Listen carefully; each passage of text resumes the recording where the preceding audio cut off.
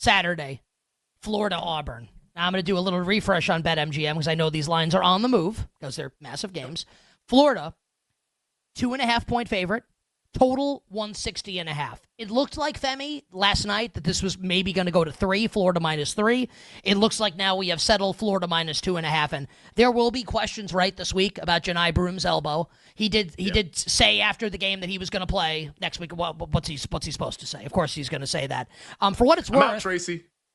Yes, he's not going to say he's out. He told Tracy Wolfson he's going to play.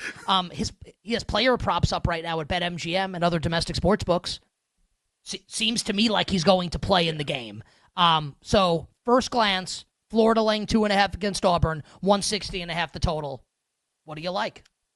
First glance with this market is that I think that we're going to get people to bet Florida, and that's when I'm going to come in and bet Auburn. I believe Auburn's going to win the game. You know me and how I felt about this Auburn Tigers team. I think they're the best team in the country. I think Auburn's going to win the national title, even though they're insanely volatile just from a temperament standpoint. But I do believe that Florida, because they've been seen as like the high ceiling team that a lot of people think can beat Duke. And yeah, when Florida's at their best, it looks tremendous. Like they're awesome. But I don't think that their best will beat Auburn's best in this game. So I'm going to wait. That's my strategy with this contest, or with this game at least. I'm going to wait. Hopefully we get a 3. I don't think we'd go beyond that because at that point, a lot of people I think are going to want to bet Auburn at +3, at least people that can influence the market. So let's wait. Let's get the 3. Let's bet Auburn. If we don't get the 3, I'm just going to bet the money line. And in fact, I'm going to bet the money line regardless in this game. Like I have Auburn to win the title. I already have a money line bet, but I'm going to add more because I like this setup against the Florida Gators. Broom's injury, like, he's going to play in the game, but like what percentage is he? Is he going to be 80%? Is he going to be 70%? Is he 90%?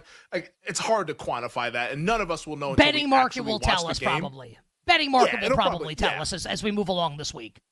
Yeah, like if it, all of a sudden you start seeing Florida money steaming this thing all the way out through, and then like, okay, then clearly he's compromised. Now, the good thing with the injury is that it's his offhand because he's a lefty. It was the right elbow, and like, I mean, there's also the ankle and the knee. I mean, it's a ridiculous play, honestly, to see him injure 3 different things all at once. But the big one, I think, is the elbow, and he was very gingerly with it. Like, he didn't want to move it a whole ton, but like, we have 6 days to go ahead and let that thing rest. Like, we'll see him on Friday with the media availability out there in San Antonio. They'll do the shoot around stuff like they typically do. So at least we'll get to see him before the game. But if he's kind of moving it around and looks like he's fine, I think we can go all systems go on the Auburn Tigers. If it looks bad and like he's still like holding it funky, then maybe it's just bet Auburn and hope we get a bigger number on game day. But I think right now Auburn for sure will be a bet that I'm making. I've felt that this team is the best all year. I've seen nothing that makes me move off that opinion. You bet here on this Monday. Nick Costos, Femi Abebefe, the crew, and you, BetMGM Network, giving our early thoughts on the Final Four. Dan Bonner of CBS Sports will join us coming up 10 minutes from now to give us his take on the Final Four this Saturday in San Antonio. I think Bruce Pearl gets a lot of slings and arrows thrown his way over the years. Obviously, people recognize that he's a really good coach and a great recruiter. I think that the book on Bruce Pearl is that he's not the greatest, like, in-game coach, kind of similar to the way people would criticize John Calipari, right? Mm-hmm. So Todd Golden, and this is, off-court stuff, whatever the hell happened with all, like, notwithstanding. It feels like Todd Golden, for lack of a better phrase, has kind of been like the golden boy this year amongst, like, young college basketball coaches. In a sport that has seen many of the greats kind of either retire or close to retiring at this point because of their advanced age, people have kind of crowned Todd Golden as maybe one of the next great young coaches in college basketball. This like wonder kid, look what he's done with Florida. I'm telling you, man, this game on Saturday was so alarming to me. Or on Sunday. Why can't I get the day of this game right? It was Saturday. You got it right the first time. It was Saturday, right? Yeah. I don't know what the hell's wrong with me here. I'm telling you, watching this game on Saturday with Todd Golden, I'm screaming at the television, can you please double Texas Tech down low? I don't want the fact that Florida won the game to take away from Femi. Like, I don't know, maybe you think I'm overreacting here. I thought this was a brutally coached game, and Florida was lucky to escape with a victory against Texas Tech. So going into this one, I feel like conventional wisdom might say, Florida coaching edge, Todd Golden over Bruce Pearl. I don't know. I think I might actually give the edge to Auburn, coaching-wise, in-game coaching at this point, Femi, after what we saw on Saturday with Todd Golden in Florida against Texas Tech. And think about like the Bruce Pearl narrative. It's like he's like kind of similar to John Calipari, like you mentioned, that as a favorite, people don't really love betting Bruce Pearl because like sometimes his teams don't meet expectations. But as an underdog, he's traditionally been a really good underdog coach. I mean, every good coach is a good underdog coach. Like that's when the expectations are a little bit lower. They tend to overperform what we perceive. This is setting up like one of those spots to where like I think a lot of people, and now you have this Broom elbow injury, which like he's gonna play in the game, but like I think that's another excuse for people to say, yeah, you know what, I like Florida, because like think about how everybody thought about Florida heading into the tournament. They were seen as like not like no hyperbole, the best team in the country. That's what words that were coming out of people's mouths about Florida, even better than Duke and how good Duke has been all season long, in particular in this NCAA tournament. So I think that it's setting up to be Bruce Pearl underdog versus Todd Golden, who the last time he ran up against a really battle-tested coach, a coach with a lot of pedigree, was Dan Hurley in the second round. UConn had them on the ropes in that game.